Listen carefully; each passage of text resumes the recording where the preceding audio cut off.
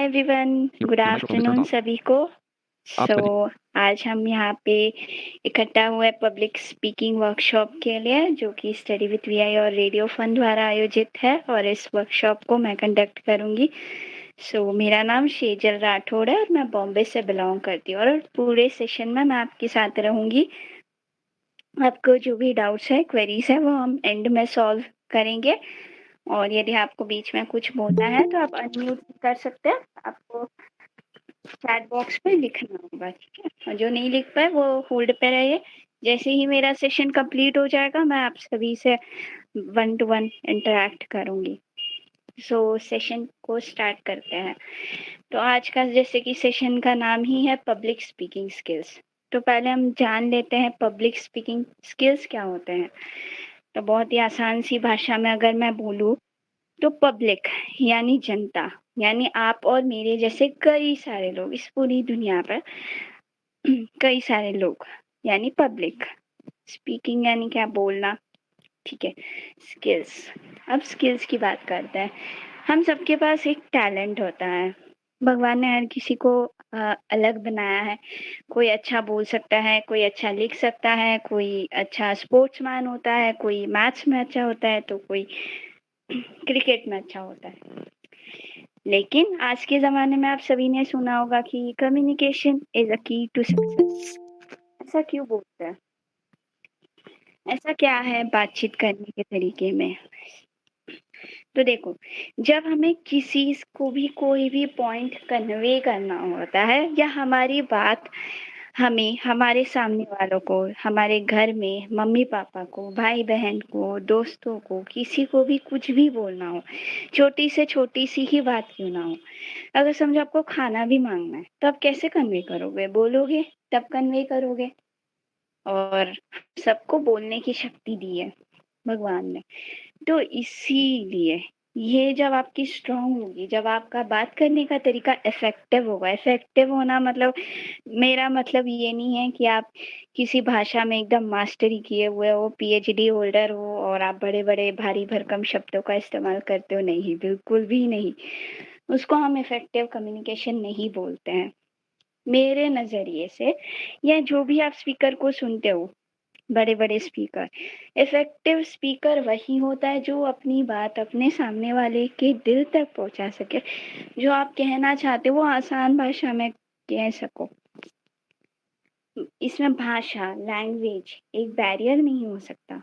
हाँ, ज़रूरी है आपको इंग्लिश आना, ज़रूरी है आपको हिंदी आना, लेकिन कंपल्सरी या मैंडेटरी कुछ भी नहीं है। कुछ है तो बस आप अपना पॉइंट सामने वाले तक रख पाओ। ये होता है पब्लिक स्पीकिंग स्किल्स। तो इस पूरे सेशन में मैं अपने पर्सनल एक्सपीरियंसेस, कुछ इंसिडेंसेस और एग्जांपल्स के साथ आप सभी को बताऊंगी कि होता क्या है। तो पब्लिक स्पीकिंग स्किल्स कहाँ-कहाँ पे ज़रूरी है और क्यों ज़रूरी है? आज की दुनिया में आपके पास अगर आप अच्छा बोल नहीं सकते हो, तो आप कहीं न कहीं पीछे रह जाते हो। इसीलिए पब्लिक स्पीकिंग स्किल्स बहुत ज़रूरी है। यदि आप किसी को भी कुछ भी बताना चाहते हो, तो वो एक ही ज़रिया, बोल के। और कम्युनिकेशन का ये मतलब नहीं है कि सिर्फ बोलो। Verbal communication is not only a communication method, यानी सिर्फ मुंह से बोलना यही एक कम्युनिकेशन का तरीका नहीं है। बहुत सारे तरीके हो सकते हैं। आप लिख के अपनी बात पहुंचाते हो, आप पीपीटी बना के अपनी बात पहुंचाते हो, आप पोएम बना के अपनी बात पहुंचाते हो। कहने का मतलब सिर्फ इतना है कि कुछ भी कम्युनिकेट या सामने वाले तक कुछ भी पहुंचाना, ये आपको आना चाहिए।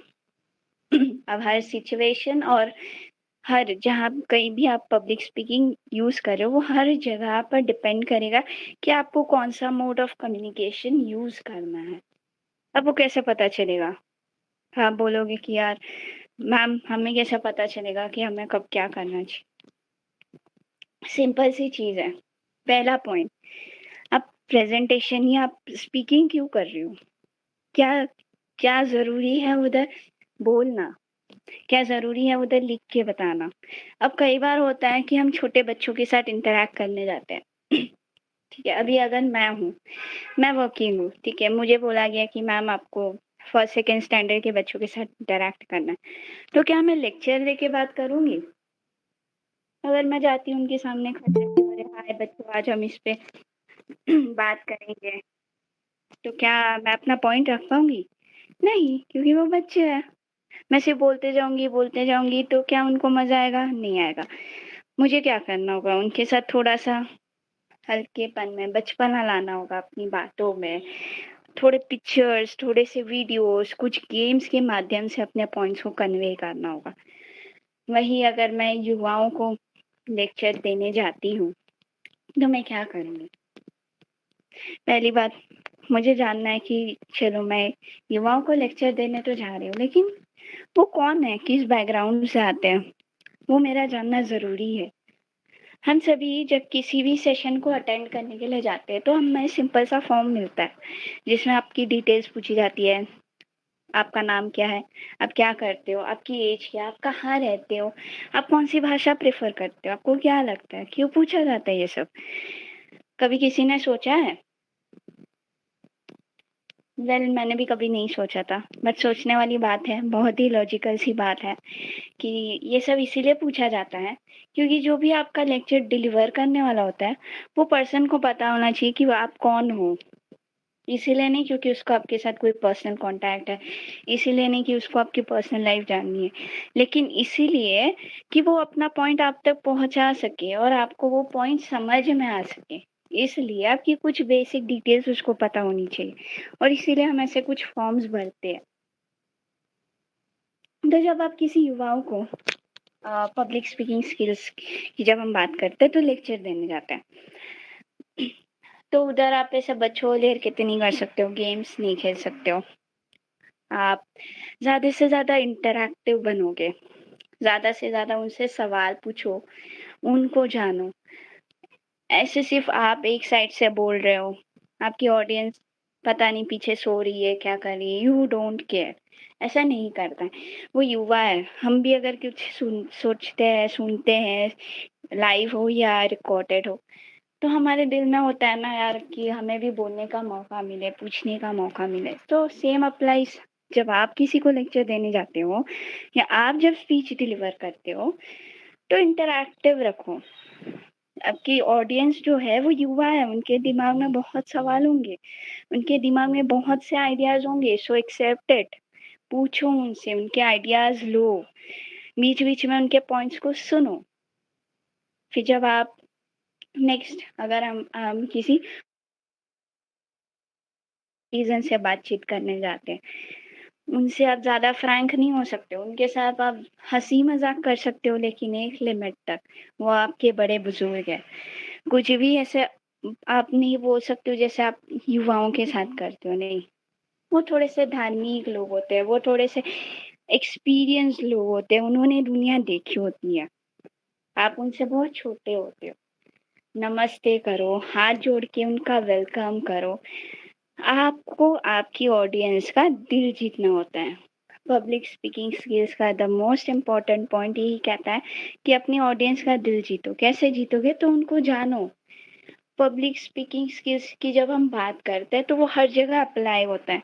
फिर चाहे आपकी स्कूल में आप किसी कॉम्पिटिशन में पार्टिसिपेट कर रहे हो या फिर आप एग्ज़ाम के बहाने से कुछ स्पीच दे रहे हो। जैसे हमारे टाइम्स पे हुआ करता था। बोर्ड के जो लैंग्वेजेस के ओरल्स होते थे, क्योंकि मैं मुंबई से बिलॉन्ग करती हूँ तो मुझे हिंदी, मराठी, इंग्लिश ये 3 कंपल्सरी लैंग्वेजेस थी अपनी 10th स्टैंडर्ड में। तभी हमें अपनी बोर्ड एग्ज़ाम्स में तीनों ही लैंग्वेजेस के लिए स्पीच तैयार करना था। तो हम जब एग्ज़ाम के पर्सपेक्टिव से स्पीच तैयार करते हैं ना, तो हमारे माइंड में होता है अरे! एग्ज़ाम ही तो है, 5 मार्क्स का स्पीच है, 5 में से 5 नहीं तो 3 भी मिल गए तो चलेगा। नहीं, उस टाइम पे वो सिर्फ़ और सिर्फ़ मार्क्स लाने के लिए स्पीच नहीं होती है, वो आपका एक फर्स्ट स्टेप होता है आपका डर भगाने के लिए।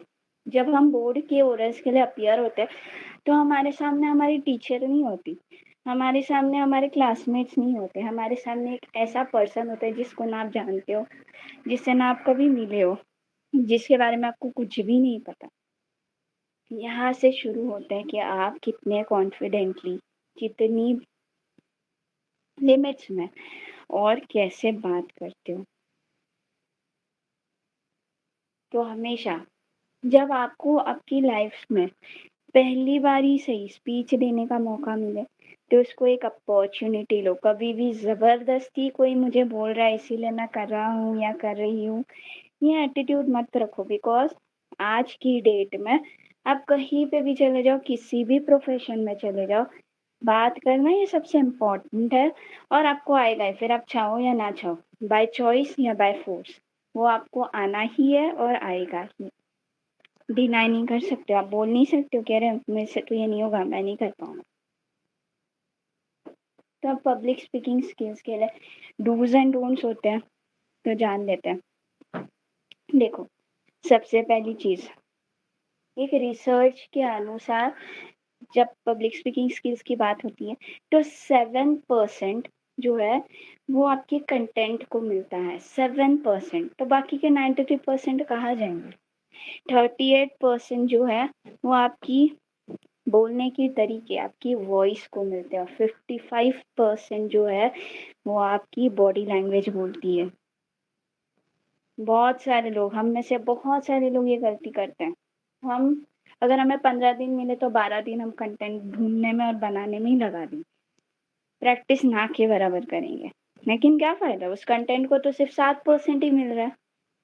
बाकी के जो 93% है वो तो आप कैसे अपने आप को प्रेजेंट कर रहे हो उसके ऊपर आ रहा है।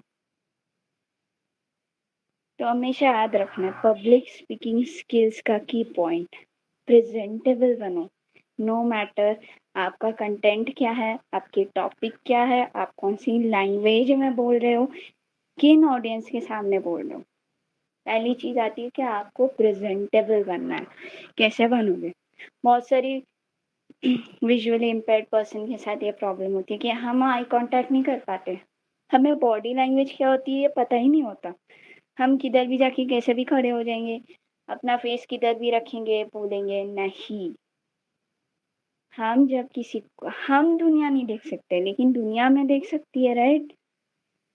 तो बॉडी लैंग्वेज बहुत मैटर करती है। अब बॉडी लैंग्वेज से ही हम बात शुरू करेंगे। फर्स्ट पॉइंट हमारा होगा बॉडी लैंग्वेज। कैसी होनी चाहिए बॉडी लैंग्वेज। जब आप उस रूम में एंटर करते हो जहाँ पे आपको जाके लोगों के सामने स्पीच देनी है, स्ट्रेट आना है, स्ट्रेट खड़े, ऐसे नाचते हुए हिलते डुलते से नहीं आना, आराम से, भागते हुए हड़बड़ी में लेट से आओ नहीं, टाइम से आओ, टाइम से आओ, आराम से, एक नॉर्मल इंसान के जैसे चल के आओ। नॉर्मल इंसान के जैसे चल के आना है, कॉन्फिडेंटली। जहाँ पे आपको बोला गया कि यहाँ पे आपको खड़े होकर स्पीच देनी, उधर तक आ जाओ, उसके बाद बोलना चालू करो। मैंने कुछ लोगों को देखा है, आते आते अभी तक स्टेज पे भी नहीं पहुंचे और बोलना शुरू कर देंगे। नहीं, उस सामने आ जाओ, अपनी ऑडियंस को फेस करो, चिन हमेशा ऊपर रखनी है, ज्यादा ऊपर भी नहीं, आकाश की तरफ भी नहीं देखना है, जमीन की तरफ भी नहीं देखना है, अपनी ऑडियंस के सामने देखो। भले आपको ऑडियंस ना दिखे बट ऑडियंस को आप दिख रहे हो। आई कांटेक्ट बनाने की कोशिश करो। एक चीज होती है जब आप किसी से आई कांटेक्ट नहीं करते हो ना, वही बोलता है कि आप जो बोल रहे हो वो झूठ बोल रहे हो, या आप जो बोल रहे हो वो बोलने में आपके खुद के पास ही कॉन्फिडेंस नहीं है।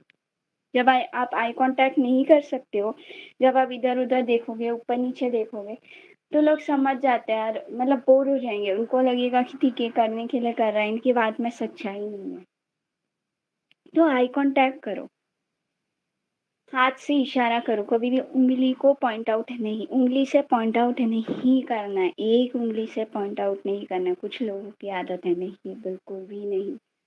किसी को भी अपने पूरे स्पीच के दौरान पॉइंट आउट नहीं करना। आई कांटेक्ट जब हम करते तो किसी को घूर घूर के भी नहीं देखना है। आई कांटेक्ट का मतलब क्या होता है, अगर मुझे कोई चैट बॉक्स में बता पाए तो बता दो, आई कांटेक्ट का मतलब क्या होता है। तब तक मैं बॉडी पोस्चर की बात करूंगी। कैसा खड़ा होना है, स्ट्रेट खड़े रहना है, स्ट्रेट। बहुत सारे लोगों की आदत होती है इससे जबरदस्ती का खड़े होंगे, उनसे खड़ा नहीं हुआ जाता।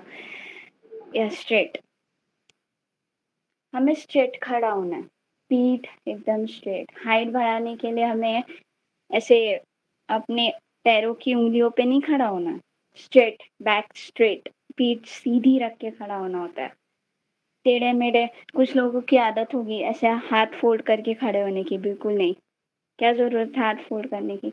कुछ लोगों की आदत होती है ऐसे पैर को क्रॉस रख के खड़े होने की आदत, नहीं। हम जब डरे हुए होते हैं ना, जब हम नर्वस होते हैं तब हमारे पैर अपने आप से ऐसे क्रॉस हो जाते हैं। नहीं करना है वैसे, आपको डरना क्यों है? आपने जो ढूँढा है, आपको जो पता है, आप वही बोल रहे हो। आप झूठ नहीं बोल रहे हो। आप कुछ इधर-उधर से उठा के कुछ भी नहीं बोल रहे हो। आपकी अपनी मेहनत है जो आज आप यहाँ पे कुछ बोलने के लिए आई हो। सो बी कॉन्फिडेंट। तो आई कॉन्टैक्ट के लिए मैं बता देती हूँ। आई कॉन्टैक्ट का क्या मतलब होता है? आँखों से हम बात कर सकते हैं। बहुत सारे लोग होते हैं बिना कुछ बोले ही अपना मैसेज एक-दूसरे को पहुँचा देते हैं। वैसा आई कॉन्टैक्ट होना चाहिए। इंटरैक्टिव आई कॉन्टैक्ट होना चाहिए। ऐसा नहीं कि आप ऐसे आँखें बड़ी-बड़ी करके खुली रख के किसी को देखते रहो। नहीं, that's not a good sign. किसी को घूरना नहीं है हमें। हमें बस एक इंटरैक्टिव हमें दिखाना है कि हाँ, मैं आपसे बात कर रहा हूँ या कर रही हूँ। बात करना इज़ नॉट ऑलवेज़ कि आप 1 मिनट बोलोगे, सामने वाला 10 मिनट बोलेगा। हमेशा वो पॉसिबल नहीं है। जहाँ पे पॉसिबल है आप बोलोगे। जहाँ पे नहीं पॉसिबल है, वहाँ पे आपके हाथ के इशारे, आपका आई कॉन्टैक्ट, आपके एक्सप्रेशंस बोलेंगे, आपकी वॉइस बोलेगी। उसको भी इंटरैक्टिव बोला जाएगा। अब बात करते हैं कॉन्फिडेंस। अमेरिका में कुछ दिनों पहले एक सर्वे हुआ था, जहाँ पे लोगों से पूछा गया कि आपको सबसे ज़्यादा डर किससे लगता है? मैं सभी से यहाँ पे प्रेज़ेंट सभी लोगों से एक्सपेक्ट कर रही हूँ आंसर चैट बॉक्स में कि आपको सबसे ज़्यादा डर किससे लगता है? अगर मैं अपनी बात करूँ, हाँ, तो मुझे अकेलेपन का डर है। मैं घर में अगर अकेले नहीं रह सकती। आपको पता है वहाँ पे जब सर्वे हुआ अमेरिका में, तो लोगों को पहले नंबर पे सबसे ज़्यादा डर जिस चीज़ से लगता है, वो था पब्लिक स्पीकिंग स्किल्स। लोगों से बात करने में डर लगता है। डेथ सेकंड नंबर पे थी। सोचो डेथ के भी आगे अगर किसी चीज़ का डर है लोगों के मन में, तो वो पब्लिक स्पीकिंग स्किल्स का है। तो क्यों डर लगता है? डर लगने के बहुत सारे रीज़न्स होते हैं। मेरे अपने एक्सपीरियंस से और मैंने जितने लोगों से बात की है अभी तक, जिनको ऐसे स्टेज पे आके बात करने से डर लगता है, उनको इसीलिए डर लगता है कि यार मुझे कंटेंट की नॉलेज नहीं है, मुझे लैंग्वेज नहीं आती, मैं लोगों को देख के डर जाता हूँ, डर जाती हूँ, मेरे हाथ पैर काँपते हैं। क्यों होता है ये सब? इसीलिए होता है क्योंकि आप खुद उस चीज़ की तैयारी ही नहीं करते हो। अचानक उठ के आप नहीं बोल सकते हो कि हाँ चलो, अभी मैं रेडी हूँ, अभी मैं बोलूँगा, नहीं।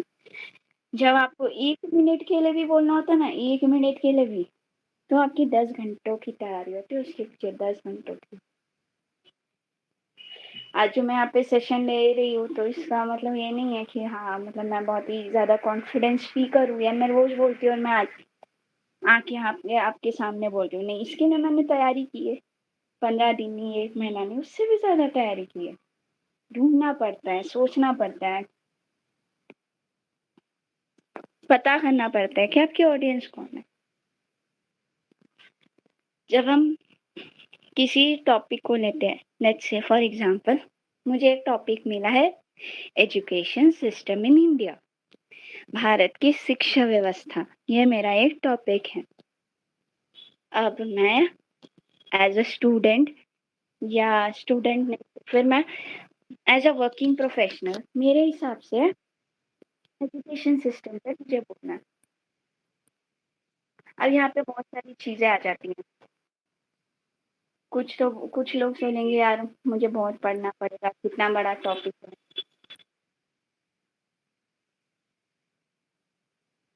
उसके बाद पॉइंट्स क्या-क्या लेने हैं।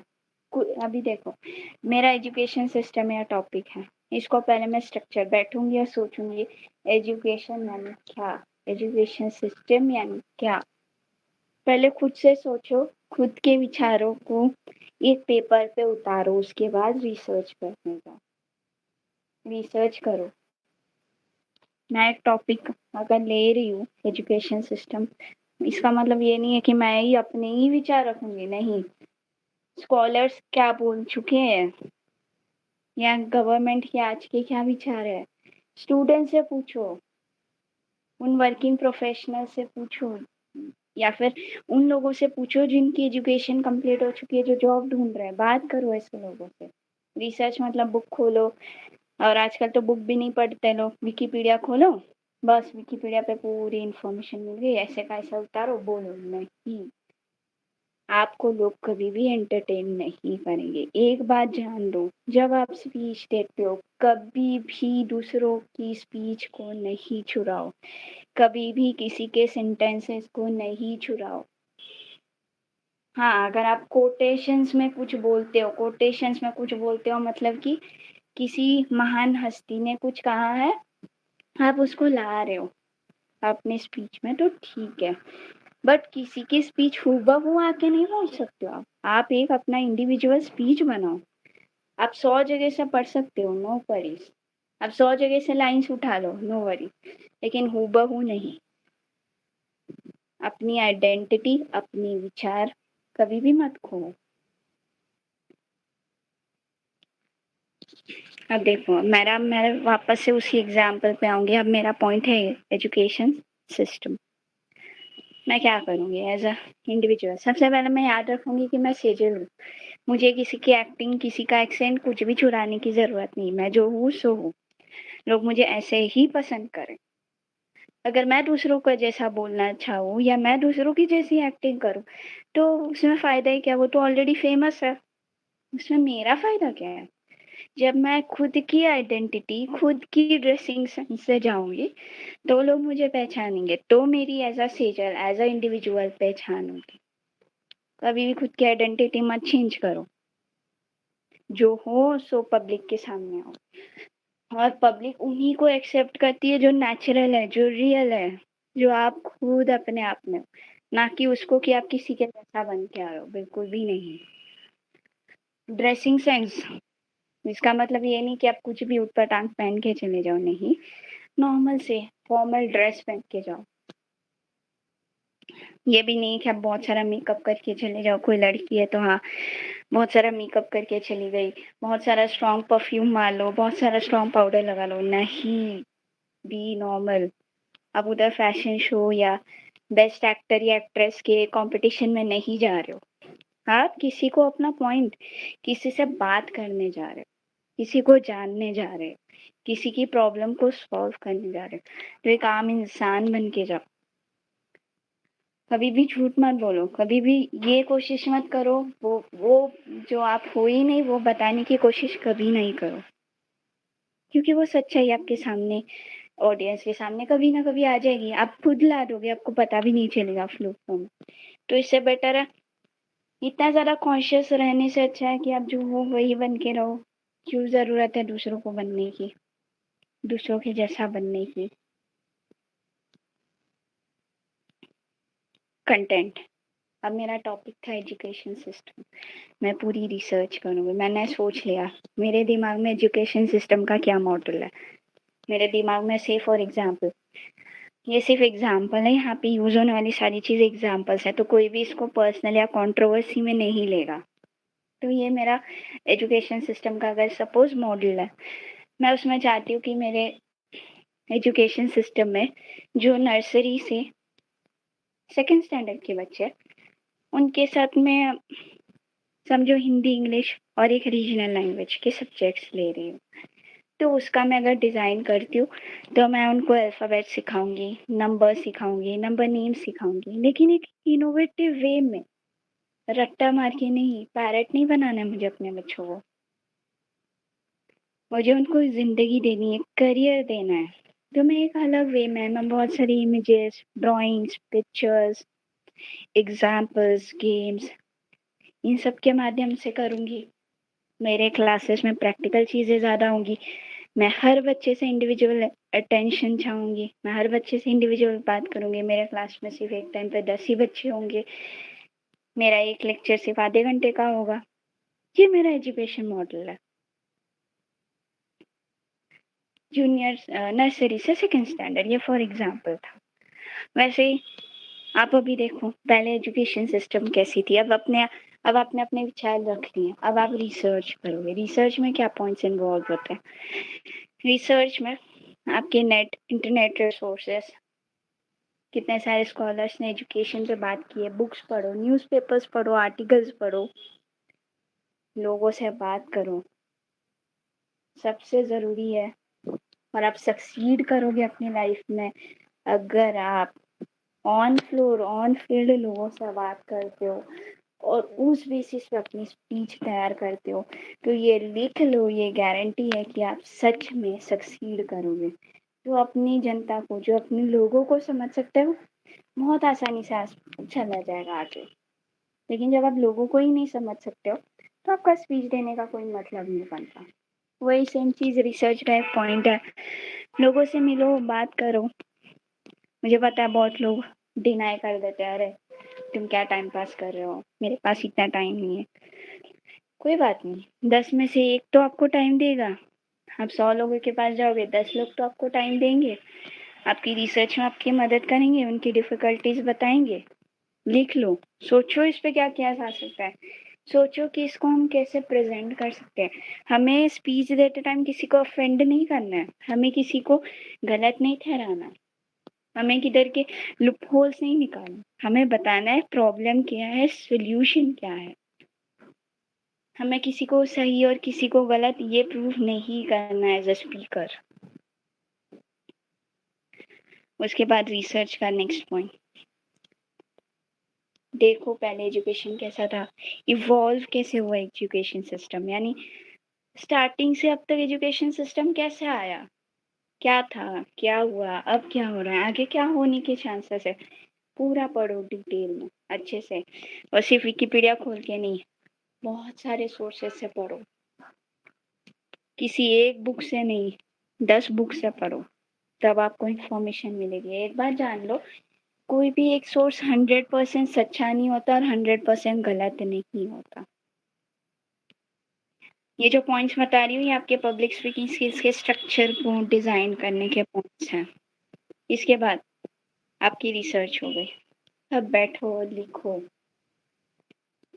पहले लिख लो आपके दिमाग में जो जो भी है, आपने जो जो भी पढ़ा है, क्योंकि जब तक आप लिखोगे नहीं, एक बार पढ़ोगे नहीं, तब तक आप बोल नहीं पाओगे। आप भूल जाओगे कि मुझे बोलना क्या था और मैं बोल क्या रहा हूँ। लिख लो, लिखने के बाद एक बार रीड करो, 2 बार रीड करो, 3 बार रीड करो, जो चेंजेस आ रहे करो।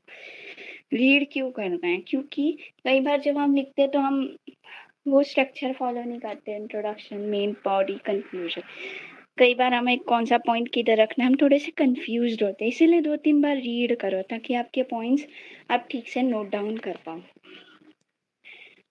स्ट्रक्चर दे पाओ अपनी स्पीच को। फिर उसे पढ़ो, पढ़ो, याद मत करो, रट्टा नहीं लगाओ, पैरेट नहीं हो आप, इंसान हो।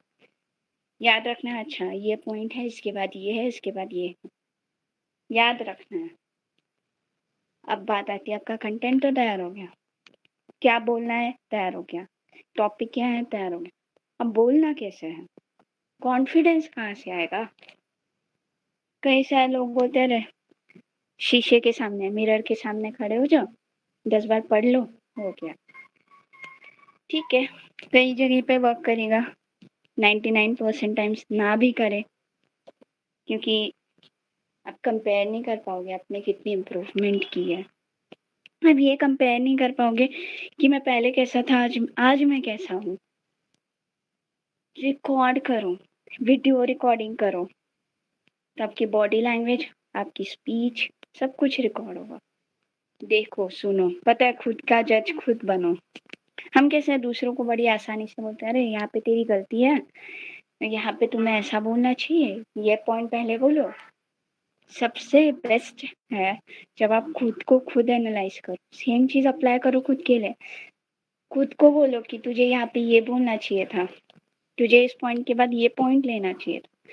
10 बार रिकॉर्ड करो, जब फाइनली आपको लगे कि now I am ready to go, दिखाओ किसी को मतलब कोई ऐसा नहीं कि आपके लिए बायस डिसीजन ले, हाँ भाई बहुत अच्छा है। ऐसे को भी नहीं कि बहुत ज़्यादा नेगेटिव बोले आपके बारे में, अरे तूने तो बहुत बेकार किया।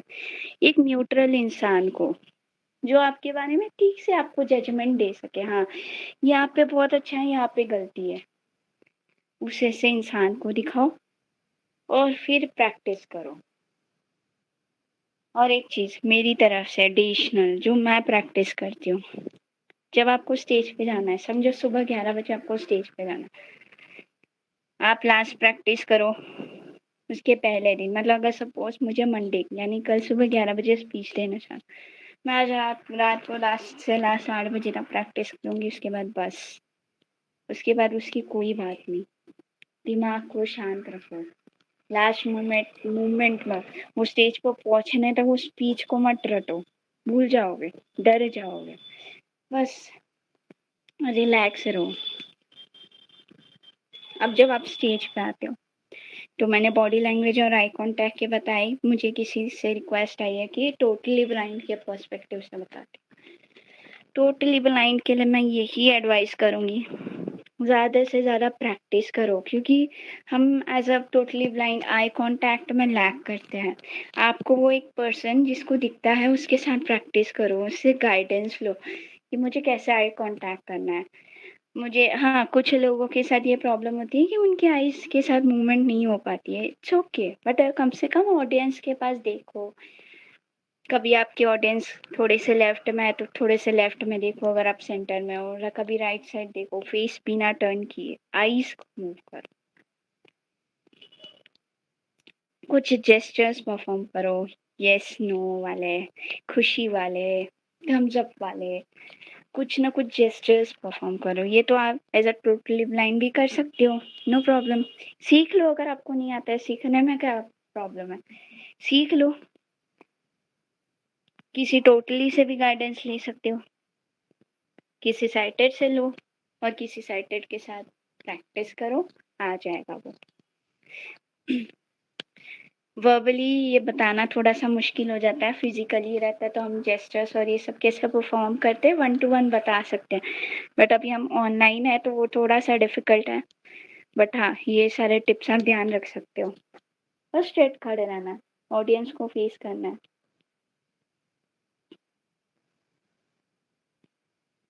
अब स्टेज पे आप जब आते हो, एक तो आप कभी भी कॉन्ट्रोवर्शियल स्टेटमेंट नहीं करोगे, आप उधर जज करने नहीं जा रहे कौन सही है कौन गलत है, क्या सही है क्या गलत है, या कुछ प्रूव करने नहीं जा रहे हो, आप बस लोगों के विचार या अपने विचार लोगों तक रख रहे हो। एक प्रॉब्लम है तो एक सोल्यूशन है, सो इसीलिए डोंट मेक कंट्रोवर्शियल स्टेटमेंट्स, कभी भी कुछ ऐसा बोल के मत आओ कि वो कल को के कंट्रोवर्सी में आ जाए। कंट्रोवर्सी का मतलब होता है विभाग विभाग उसका कुछ विवादित बात होनी शुरू हो जाए, नहीं, जो बोल रहे हो सच, जो बोल रहे हो वो फैक्चुअल डेटा होना चाहिए आपके पास। कल को लोग जाके, बहुत लोग होते हैं, अगर आपकी ऑडियंस 1000 है तो उसमें से 10 लोग ऐसे होंगे जो उधर बैठ के आपकी गलतियां गिन रहे होंगे, उधर बैठ के जाके गूगल कर रहे होंगे कि आप जो बोल रहे हो सही है या नहीं, और कोई भरोसा नहीं कि उन 1000 में से वो एक उठ के आपको बोले अरे आपने ऐसा बोला था लेकिन ऐसा एक्चुअली है। तो इस बात का ध्यान रखो, लोगों का कई बार कॉन्फिडेंस गिर जाता है, वो पहली बार जाते हैं कुछ ऐसा बोलेंगे जिस पे वो कुछ और नहीं है, और फिर कल को उनमें से कोई उठ के ऑडियंस में कोई आके उनको सवाल करे जिसका जवाब वो नहीं दे सकते वहां पे, तो दूसरी बार से उनका कॉन्फिडेंस डाउन। ऐसा कुछ भी मत करो, बी फैक्चुअल। अगर आप कुछ ऐसा डेटा दे रहे हो तो उसमें कुछ ना कुछ स्टैट्स होगा, कुछ ना कुछ स्कॉलर्स की रिसर्च होगी, पढ़ के जाओ, देख के जाओ और उसको इंक्लूड करो अपनी स्पीच, ताकि लोग सवाल ना उठा पाए। दूसरी, इनको लगता है कि यार प्रेजेंटेशन देना बोलना तो ठीक है, लेकिन लोग सवाल करेंगे उसका क्या, मैं आंसर कैसे करूं, अरे समझो मुझे कुछ नहीं आया तो अगर समझो उन्होंने कुछ ऐसा पूछा जिसका आंसर मैं उस स्टेज पे नहीं दे सकता हूँ तो नो वरीज। अगर आपको कुछ नहीं आता है बोल सकते हो आप कि sorry I am not in a position, sorry मैं इस पोजीशन में नहीं हूँ कि मैं आपको इस चीज का आंसर अभी बता सकता हूँ, बट श्योरली ढूंढ के आपको मैं जरूर बताऊँ। अगर आप श्योर नहीं हो तो बता दो ऐसा ऐसा है, पर एग्जैक्टली ऐसा है या नहीं पता नहीं, ऐसा हो सकता है मेरे अकॉर्डिंग, मैं ढूंढ के बताऊंगा। नहीं पता है ऐसा नहीं बोल सकते हो, नेगेटिव आंसर नहीं करना है, बट एक पॉजिटिव वे में आंसर करो। बाकी जिसका क्वेश्चन, इसीलिए जो भी आपका कंटेंट है B thorough with your content, जो भी आपका टॉपिक है स्पीच का उसी टॉपिक को लो एक तो जिस पे आप बोल सकते हो, जिसके बारे में आपको पता है कि हाँ मैं ये कर सकता हूँ, मैं ढूंढ सकता हूँ, मैं पढ़ सकता हूँ, बोल सकता हूँ। अगर कभी बाई चांस आपको ऐसा टॉपिक लेना पड़े जो आपके लिए ही नया हो तो पूरी रिसर्च करो, थरो हो जाओ, उस इंसान से पूछो जो इस फील्ड में हो, उस फील्ड में हो जो आपका टॉपिक है, उनसे वेरीफाई करवा लो कंटेंट और फिर वो स्पीच देने जाओ, तब आपका कॉन्फिडेंस बढ़ जाएगा। अब कुछ की पॉइंट्स जो हमें हमेशा याद रखने चाहिए, जैसे कि मैंने बोला है कंटेंट हमेशा फैक्चुअल होना चाहिए, कुछ भी उटपटांग कंटेंट नहीं है। आपकी बॉडी लैंग्वेज, आई कांटेक्ट ये इम्पोर्टेंट है। लोगों के सामने डरो नहीं, हिलो डिलो नहीं, उधर उधर नहीं देखना है, अननेसेसरीली हंसना नहीं है, किसी को घूरना नहीं है। किसी ने कुछ क्वेश्चन पूछा, किसी ने कोई कमेंट पास किया, no problem, be cool, react मत करो अपने ऑडियंस के सामने। नेक्स्ट नेक्स्ट पॉइंट क्या होगा, जो भी आपने बोला है, जो आप बोल रहे हो टाइम ड्यूरेशन के अंदर बोलो। आपको 1 घंटे का टाइम दिया है तो 1 घंटे में आपका स्पीच कवर नहीं होता। 1 घंटे में से आपका जो 10 मिनट है वो हमेशा ऑडियंस के लिए रखो, इसलिए ताकि उनके क्वेश्चन आंसर्स पूरे हो पाए। और वो थोड़ा सा एक्सटेंड भी हो जाता है तो कोई बात नहीं। बाकी के जो 1 घंटे में से जो अगर आप 10 मिनट निकाल देते हो 60 मिनट तक, तो 50 मिनट आपके पास बच जाते हैं, उसमें बोलो, उसमें भी टाइम को डिवाइड करो। 5 मिनट ऑडियंस को अपने अपने जैसा बनाओ, कुछ ऐसे सेंटेंसेस से स्टार्ट करो। एक इंसिडेंट बताती हूँ। हम सब दिवाली के बाद अपने स्कूल में जाते हैं, कुछ लोग हॉस्टल में रहते हैं, तो बहुत सारा खाना पीना अपने साथ लेके जाते हैं। तो जो उनका हेड होता है, हेड बॉय जिसको बोला जाता है, वो अपनी स्पीच की शुरुआत करता है, अरे अभी तो सबने बहुत सारा खाना पीना लाया होगा, सबका मन खाने पीने में, खाने पीने के लिए मत चल रहा होगा, किसने क्या लाया, तो अपने बैग्स को संभाल के रखना। क्योंकि वो इसीलिए बोलता है क्योंकि उसमें बहुत सारा हम खाने पीने की चीजें लाते हैं नई नई, और बहुत एक्साइटमेंट होती है किसने क्या लाया होगा। Be friendly with your audience, जो भी आपकी ऑडियंस है उसके साथ अच्छा रिलेशन बनाओ। स्टार्टिंग के 5 मिनट इसको दे दो, हाय हेलो, थोड़ा सा कूल। उनको ये बताओ कि आप भी उनकी जैसा एक पर्सन हो, कोई महान नहीं हो। कभी भी महान बनने की कोशिश नहीं करो जब आप एज अ स्पीकर जाते हो, एक आम इंसान। उसके बाद जो आपका कंटेंट है वो फैक्चुअल हो। और लास्ट पॉइंट, कंक्लूड करते टाइम कंक्लूड करो, मतलब कुछ इनकम्प्लीट सा नहीं छोड़ना है। जो भी बोल रहे थे उसको कंक्लूड कर दो अच्छे से, मतलब लोगों को समझे, ये बताने की जरूरत नहीं कोई स्पीच खत्म हो गई है, वो खुद ही समझ आनी चाहिए। तो ये थे मेरे साइड से कुछ पॉइंट्स। अब सेशन इज ओपन, अगर किसी को कुछ पूछना हो। हाँ यस, किसी के कोई डाउट्स, किसी को कोई पॉइंट नहीं समझ में आया हो, भी अपने डाउट्स पूछने से घबराओ नहीं, क्योंकि आपको आगे चल के ये सब काम आने वाला है और इसीलिए ये सेशन है।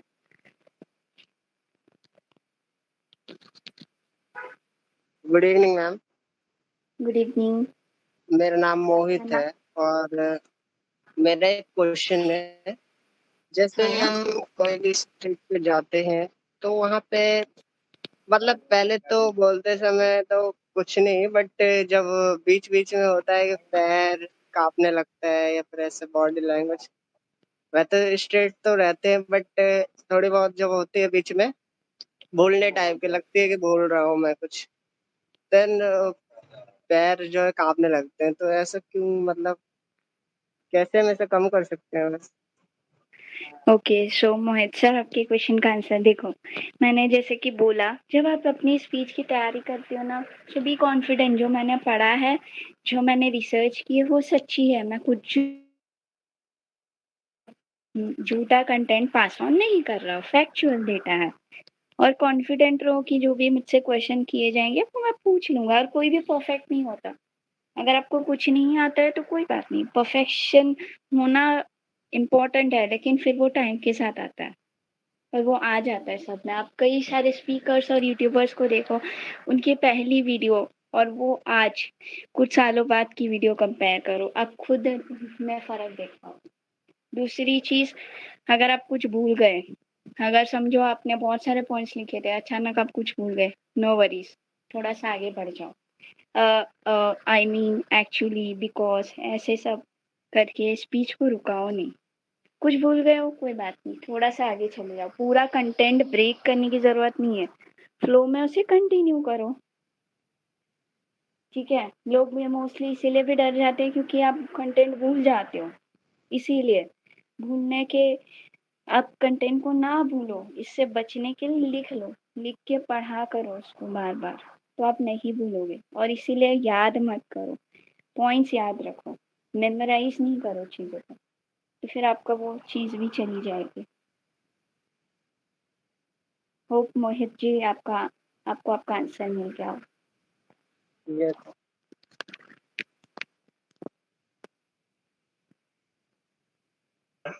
यस, सिद्धार्थ जी, आपने अनम्यूट किया है, कुछ कहना चाहेंगे आप? हाँ, मैं कहना चाहूँगा कि कैसे आप डिसाइड करती है कितना टाइम बचा है और उसको उतने टाइम में कंप्लीट करने के लिए जो करना पड़ता है, वो कैसे आप मैनेज करती हैं? ओके, और गुड। और मैनेज कैसे करती हैं और उसको पूरे फ्रेम को कैसे बनाती हैं? और कभी-कभी अपने को इम्प्रोवाइज़ भी करना पड़ता है, तो वो आप कैसे मैनेज करती हैं? Okay, good question. सो जब मुझे पता है कि अगर सपोज फॉर एग्जांपल मुझे 5 मिनट्स की स्पीच देनी है, ठीक है, और मैं अपना टॉपिक देखूंगी कि ये टॉपिक है, इसको मुझे 5 मिनट्स में बोलना है, तो मैंने जैसे बोला 1 मिनट में अपने ऑडियंस को दे दूंगी, हाय हेलो, उनको ये कॉन्फिडेंस फील कराने के लिए कि मैं उन्हीं में से कुछ एक हूँ। अब 5 मिनट का है तो 2 मिनट कम से कम मुझे अपने ऑडियंस के साथ इंटरेक्ट करने के लिए रखना है। अब बच जाते हैं 3 मिनट, तो 1 मिनट मेरा कंक्लूजन। ये सिर्फ एक एग्जांपल है, जनरली आप 5 मिनट में इतना कुछ कवर नहीं कर सकते हो, 5 मिनट का स्पीच नहीं होगा, मैक्स टू मैक्स 10 मिनट्स। ठीक है, तो 1 मिनट का आपका इंट्रोडक्शन। इंट्रोडक्शन में आप क्या कवर करोगे, टॉपिक क्या है, टॉपिक का मतलब क्या है, और टॉपिक क्यों इम्पोर्टेंट है। अब आपकी मेन बॉडी, उस टॉपिक के बारे में आपने जो भी रिसर्च की, जो भी फैक्चुअल डेटा किया, उसको, और लास्ट में आप कंक्लूड करोगे। कंक्लूड करना मतलब आप बता सकते हो कि अच्छा, मतलब जैसे मेरे एजुकेशन सिस्टम का टॉपिक था मेरे स्पीच के दौरान, तो मैं इसको कंक्लूड कैसे करूँगी। मैं बोल सकती हूँ कि ये सारे हमने जैसे कि देखा है, ये एजुकेशन सिस्टम में हमें प्रॉब्लम्स नज़र आती है, तो अगर हम इसको इम्प्रोवाइज करें तो हम सो एंड सो पॉइंट्स पे ध्यान दे सकते हैं, सो एंड सो पॉइंट्स को इंक्लूड कर सकते हैं, प्रैक्टिकलिटी को इन्वॉल्व कर सकते हैं। ऐसे मैं सॉल्यूशन देते हुए कंक्लूड करूँगी।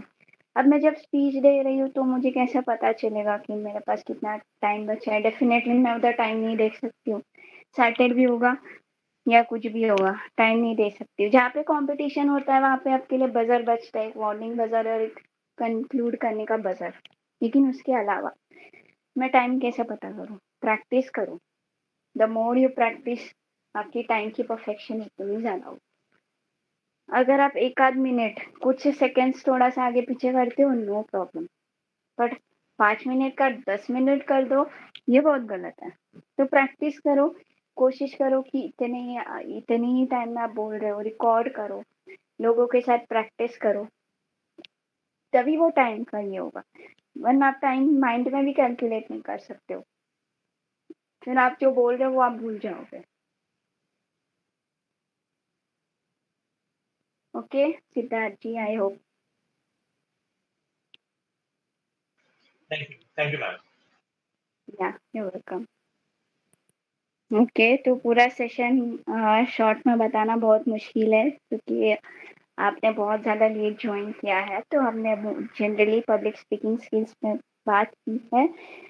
तो जहाँ पे मैंने आपको बताया कि पब्लिक स्पीकिंग स्किल्स होता क्या है, क्यों ज़रूरी है, ठीक है, और हमें क्या करना चाहिए। तो हमें अपनी बॉडी लैंग्वेज पे ध्यान देना होगा, हमें स्ट्रेट खड़ा होना है, आई कांटेक्ट करना है, अपने ऑडियंस के साथ इंटरेक्टिव होना है, बीच बीच में क्वेश्चंस करो, बीच बीच में उनसे बातचीत करो, ठीक है। और अपना सेशन एक ऐसे मोड पे स्टार्ट करो कि उनको लगे कि हाँ आप उनमें से कोई एक हो। कंक्लूड करते टाइम उसको इनकम्प्लीट नहीं छोड़ो, उनको पता होना चाहिए कि हाँ अब सेशन कंप्लीट हो रहा है, बिना आपके वर्ड्स के कि अब मैं सेशन को कंक्लूड कर रहा हूँ, नहीं, बिना उन वर्ड्स के उनको पता चल जाना चाहिए। आपका कंटेंट फैक्चुअल हो, जो आप बोल रहे हो उसमें आप कॉन्फिडेंट हो, उसकी पूरी नॉलेज आप रखते हो, ठीक है। Fillers I think so, actually I नहीं भूल जा रहे हो तो कोई बात नहीं, एक आध पॉइंट स्किप हो जाता है तो थोड़ा सा आगे बढ़ जाओ, जब आपको याद आ जाए। तो वो एक टेक्निक होती है, जब आप आपको अपने माइंड में याद रखना है कि मुझे कैसे बोलना है, रीड करो उस टॉपिक के बारे में, ज़्यादा से ज़्यादा लिखो, लिख के पढ़ो, रिकॉर्ड करो, रिकॉर्ड करने के बाद खुद की बॉडी लैंग्वेज, खुद के एक्सप्रेशंस, खुद की वॉइस, खुद की स्पीच रेट पे ध्यान दो, कितने जोर से बोलना है, कितने धीरे बोलना है, कितना सॉफ्टली बोलना है, इमोशंस कैसे लाने हैं, स्पीच में इमोशंस लाओ, ये सारी चीजें।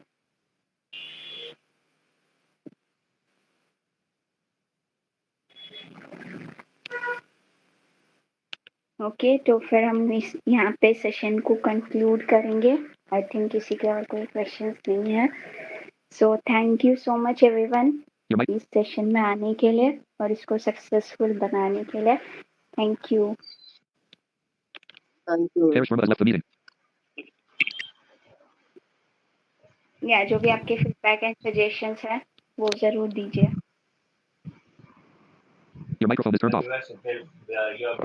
मैडम आपका पूरा प्रेजेंटेशन एकदम ब्रिलियंट था, आपका स्पीच और ये सब बहुत ही अच्छे से था। Very much pleasure to spend time means on this. Thank you so much. Good evening ma'am. आपका मैम ये सबसे अच्छी बात थी कि आपने इतने सरल भाषा में बताया ना कि कुछ भी आसानी से हर चीजें।